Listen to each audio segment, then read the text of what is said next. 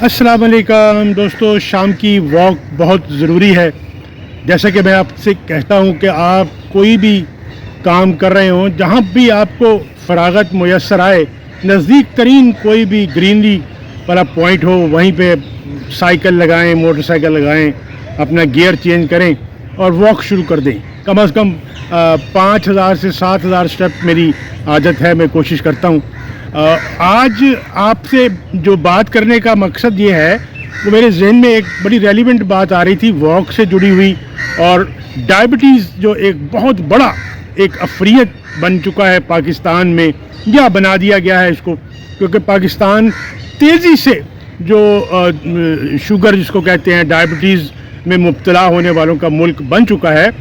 और इसके बारे में बहुत सारी गलत फहमियाँ दोस्तों जो हैं वो पैदा की गई जानते बूझते हुए मेडिसिन कंपनीज की तरफ से, जिसका एक जाने अनजाने में मैं खुद शिकार बना कि पिछले आप ये कह लें कि 13-14 साल से मैं इंसुलिन पे हूँ। मुझे डॉक्टर साहब ने 14 साल पहले कहा कि अब आप डायबिटीज़ में फॉल कर गए हैं, तो आप अपनी इंसुलिन थेरापी शुरू कीजिए।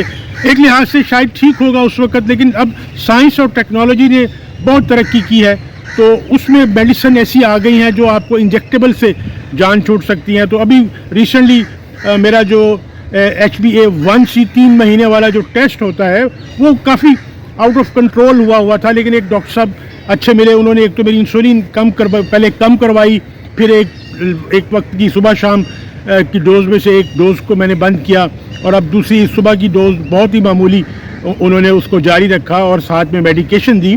तो यकीन कीजिए कि वो HbA1c जो कि 9 को टच कर रहा था, वो अब मैंने अभी रिसेंटली करवाया 4.7 पे आया। उसमें बहुत सी लाइफस्टाइल चेंजेस भी हैं, वेट लूज भी है, और इसमें आपका जो ईटिंग हैबिट्स हैं और जो आपकी वॉक है, वो बहुत अहम किरदार अदा किया उसमें। लेकिन मैं आपसे जो शेयर करना चाह रहा हूँ कि इसको खौफ का शिकार नहीं होना चाहिए। अभी रिसेंटली अमेरिकन डायबिटिक एसोसिएशन ने जो एक बहुत शानदार रिपोर्ट जारी की है, उसने तो आप ये कह लें ये जो मेडिसिन माफिया है, ख़ास तौर पर डायबिटीज़ से रिलेटेड, उस पर बहुत कारी ज़रब लगाई है। और ये इंस्टीट्यूशन भी बहुत रिकग्नाइज्ड है, अमेरिकन डायबिटिक इंस्टीट्यूट जो है। अब वो ये कहते हैं कि ये जो 3 महीने वाला टेस्ट, जिसको हम आसान ज़बान में HbA1c कहना शायद थोड़ा मेरे लिए भी मुश्किल है, और आपके लिए हम इसको मिक्स कर देते हैं। तो HbA1c वो टेस्ट है जो 3 महीने में आपके जिस्म में शुगर की जो मिकदार है उसका एवरेज तयन करता है, और खून में आपकी शुगर की मिकदार पिछले 3 महीने में क्या रही। तो इसमें मिथ ये थी कि अगर आपकी ये रीडिंग 6 आ जाती है तो आपको तकरीबन प्री डायबिटिक या डायबिटिक की बॉर्डर लाइन पे करार देते थे, और 6.5 पे आपको डायबिटीज़ का पेशेंट करार दे दिया जाता था।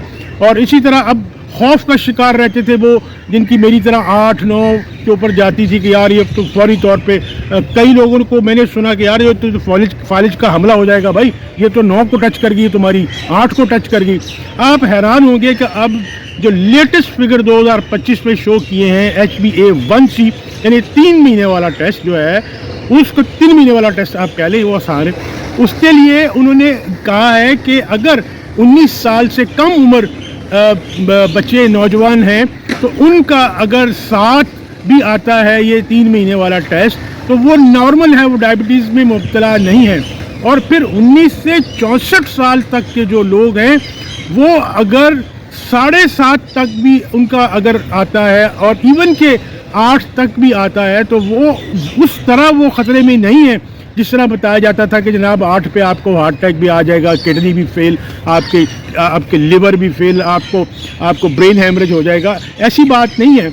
ये जो हमारे जो 19 साल से कम उम्र हैं, वो अगर 6.5-7 पे हैं तो ठीक है, उनके लिए कोई डायबिटीज़ पेशेंट वो नहीं है।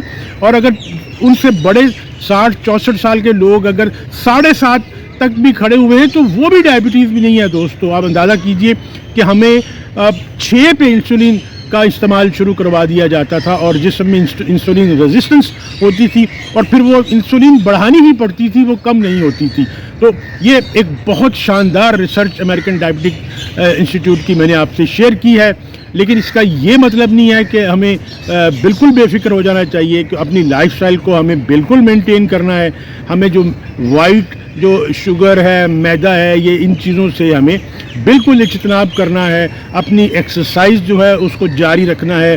خاص طور پہ جو بڑی عمر کے لوگ میری طرح، ان کو واک بہت ضروری ہے. کوئی ضرورت نہیں جم میں جانے کی، ویٹ ٹریننگ کرنے کی، کوئی جاگنگ کرنے کی ضرورت نہیں ہے، کیونکہ آپ کے جوائنٹس، بونز آپ کی جو ہے ایج کے ساتھ ان میں ویئر ٹیئر ہو چکی ہوتی ہے. تو آپ کی واک، برسک واک یا آپ کی چہل قدمی جو ہے، آپ کے ڈیلی 5000 اسٹیپ منیمم آپ اپنا ٹارگٹ رکھیں. 2000 سے شروع کریں، گریجولی اس کو 5 تک لے جائیں. اب میں شروع ہوا تھا 1500 اسٹیپ سے، اب تقریباً میرا 8000 اسٹیپ نارمل ہو جاتا ہے. اگر ایوریج آؤٹ بھی کروں تو 5000 اسٹیپ، تو جس کی وجہ سے جو میرا HbA1c 3 مہینے والا ٹیسٹ جو سادہ زبان میں ہے، وہ الحمدللہ 4.7 پہ ہے.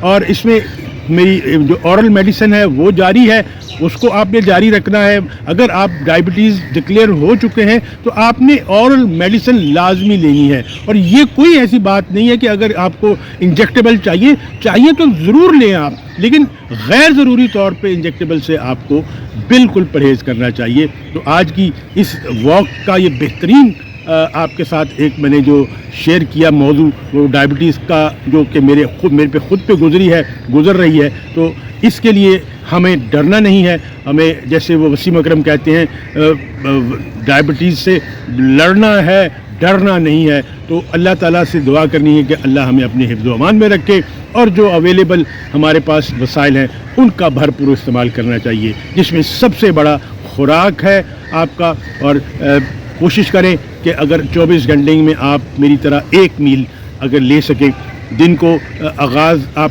کیجئے جو کے دلیے سے، شہد، انڈے کے ساتھ بوائلڈ ایگ، اور پھر درمیان میں اگر کوئی فروٹ سیلیڈ وغیرہ لے سکیں، اور شام کو 7 سے 8 بجے اپنی بھوک کے مطابق 1 یا 2 چپاتی. بس یہ 24 گھنٹے میں اگر ڈائٹ ہے اور آپ کے واک آپ کی پوری ہے دوستو، اور آپ کی اورل میڈیسن آپ اس کو کھا سکتے ہیں، تو یہ انشاءاللہ ڈائبٹیز آپ کا کچھ نہیں بگاڑے گی انشاءاللہ العزیز. تو لیٹس ریزیوم دی واک.